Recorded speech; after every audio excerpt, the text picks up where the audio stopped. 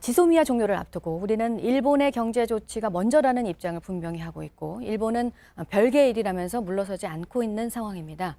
이런 가운데 올해 우리나라의 일본에 대한 무역 적자가 16년 만에 가장 적을 것으로 지금 전망이 되고 있다는 소식인데요.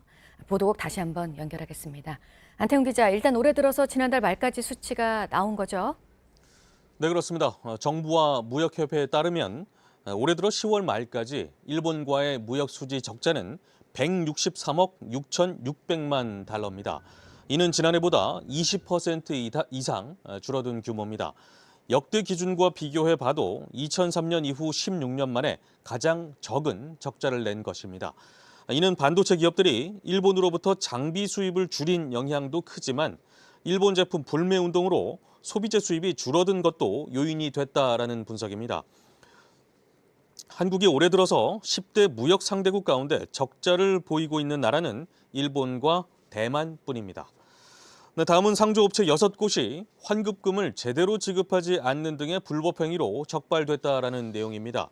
서울시 민생사법경찰단에 따르면 적발된 업체 중 한 곳은 등록하지 않고 영업을 했고요. 또 다른 업체들은 회원들에게 줘야 할 해약 환급금을 지급하지 않거나 금융기관에 예치할 금액을 맡기지 않은 것으로 드러났습니다. 네, 이달 예정됐던 한미연합훈련은 연기가 됐고요. 북한이 여기에 이제 어떻게 반응을 할지 지금 관심이 모아지고 있습니다. 오늘 아침에 북한 관영 매체들이 일단 보도를 한 내용은 김정은 위원장의 국방 관련 행보였죠? 네, 그렇습니다. 김정은 북한 국무위원장이 낙하산 침투 훈련을 현지 지도했다라고 북한 매체들이 조금 전에 보도를 했습니다. 한미 국방 당국이 이달 중에 예정된 연합 공중훈련을 연기하기로 한 가운데 이뤄진 행보여서 주목되는데요.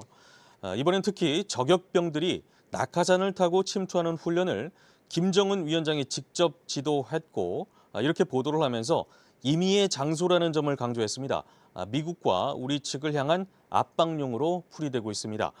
김 위원장은 전투 명령을 받고 생소한 지대에서 능숙한 전투 동작을 펼쳐서 흥미롭고 용맹스럽다라고 칭찬하기도 했습니다.